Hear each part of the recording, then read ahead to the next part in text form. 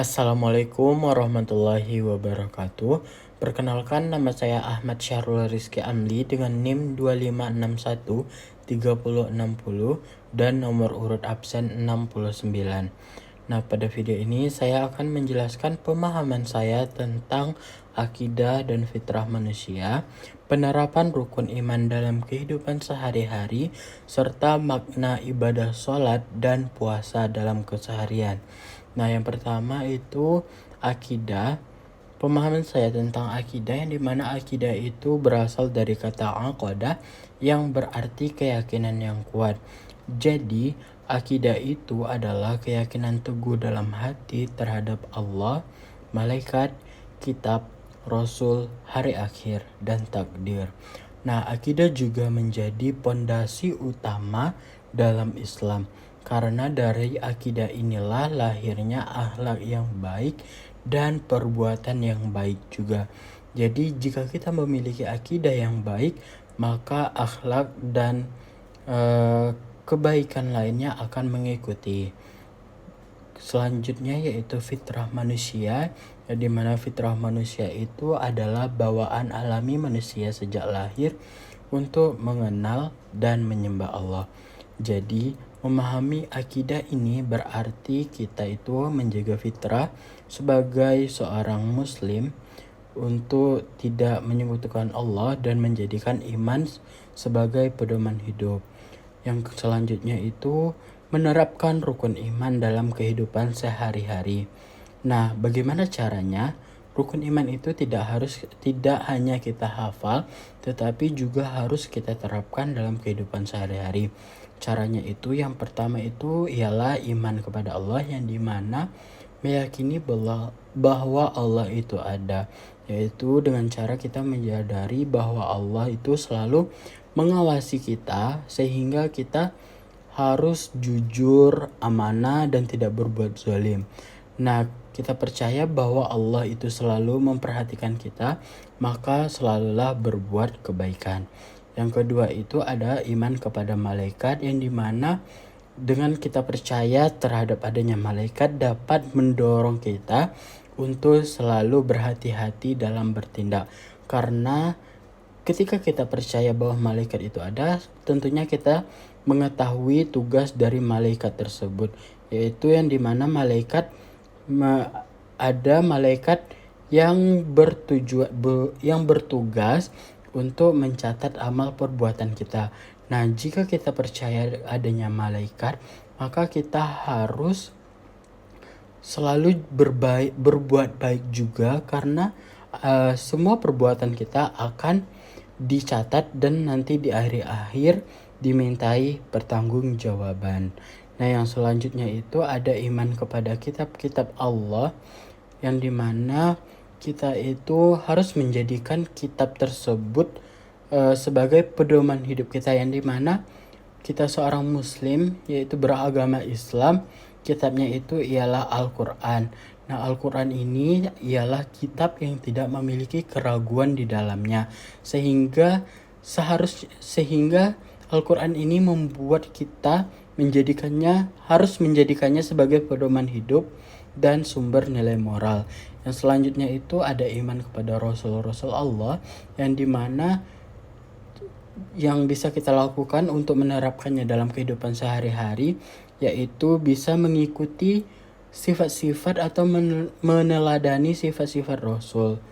Nah, contohnya itu kita sebagai seorang muslim yaitu meneladani akhlak Nabi Muhammad SAW dalam kejujuran, kesabaran, dan kasih sayang beliau.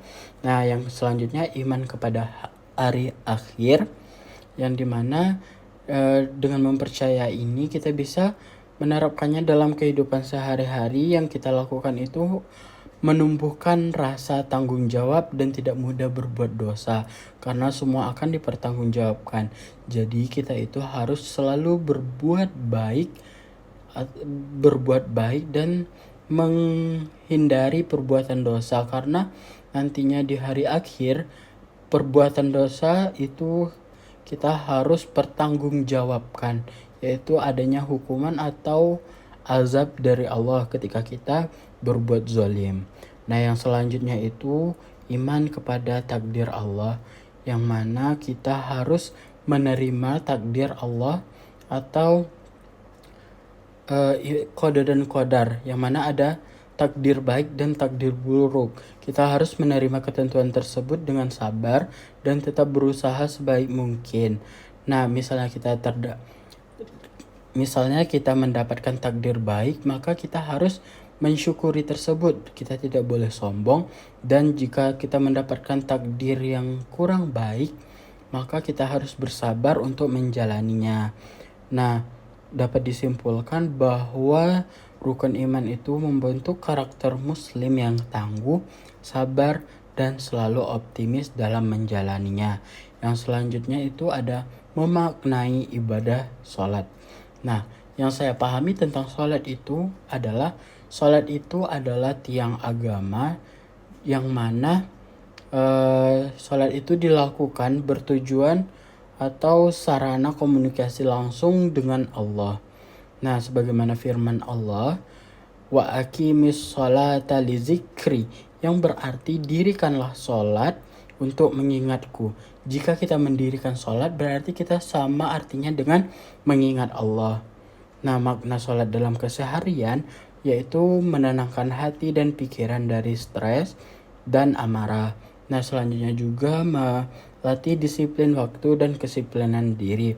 Nah, disiplin waktu yaitu kita ketika waktunya sholat, maka kita harus menyegerakan sholat tersebut. Nah, disitulah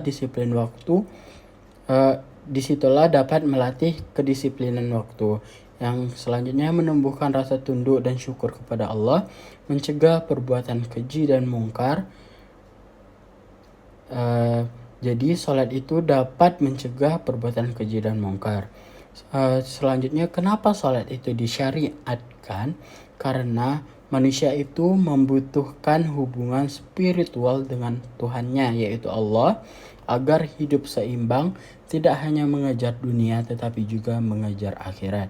Jadi sholat itu bukan hanya sekedar kewajiban, tetapi juga sebagai kebutuhan rohani agar hati tetap tenang dan hidup penuh dengan makna. Nah, yang selanjutnya itu ada memaknai ibadah puasa. Jadi puasa ini bukan hanya menahan lapar dan haus, tapi juga menahan diri dari hawa nafsu dan perilaku buruk. Nah, ketika kita berpuasa, maka hendaknya kita menjalani puasa tersebut dengan baik, dengan banyak melakukan perbuatan-perbuatan baik, sehingga ibadah puasa tersebut mendapatkan pahala yang sempurna. Nah, kemudian makna puasa dalam kehidupan sehari-hari, yaitu dengan berpuasa kita bisa melatih pengendalian diri dan kesabaran, yaitu kita bisa melatih diri dengan menjaga hawa nafsu dan sabar dalam menahan lapar dan haus hingga waktu berbuka, dan juga bisa menumbuhkan empati terhadap orang miskin, yang dimana tidak semua orang itu bisa mendapatkan makan atau tidak bisa makan sehingga dia merasa lapar. Nah, dengan berpuasa kita bisa berempati terhadap orang-orang tersebut, yang dimana kita juga menahan lapar dan haus, sehingga kita juga bisa merasakan apa yang mereka rasakan.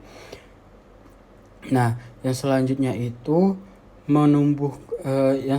itu adalah membentuk ketakwaan sebagaimana tujuan utamanya. Agar kamu itu bertakwa, maka agar kamu menjadi orang bertakwa, maka itu harus berpuasa atau menjalankan semua perintah Allah dengan baik. Salah satunya itu berpuasa, maka jalankanlah dengan berharap mendapatkan pahala yang sempurna, yaitu dengan menjauhkan semua perbuatan-perbuatan yang buruk. Nah, mengapa puasa ini disyariatkan? Karena agar manusia itu bisa belajar menundukkan hawa nafsu, menjaga hati, dan meningkatkan kesadaran spiritual. Nah, puasa juga mengajarkan kita untuk menata jiwa, menyucikan hati, dan memperkuat hubungan sosial dengan sesama. Nah, itulah pemahaman yang bisa saya sampaikan dari pembahasan ini. dapat disimpulkan bahwa akidah adalah dasar keimanan dan fitrah adalah potensi alami manusia untuk mengenal Allah. Nah, kemudian rukun iman menuntun kita hidup dengan iman yang aktif. Salat dan puasa adalah bentuk nyata pengabdian yang menjaga keseimbangan antara jasmani dan rohani. Sehingga dengan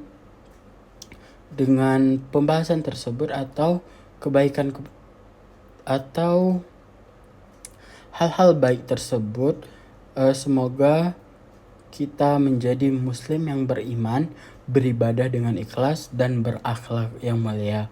Mungkin pemahaman yang dapat saya sampaikan cuma itu. Mohon maaf jika terdapat kesalahan. Saya akhiri. Wassalamualaikum warahmatullahi wabarakatuh.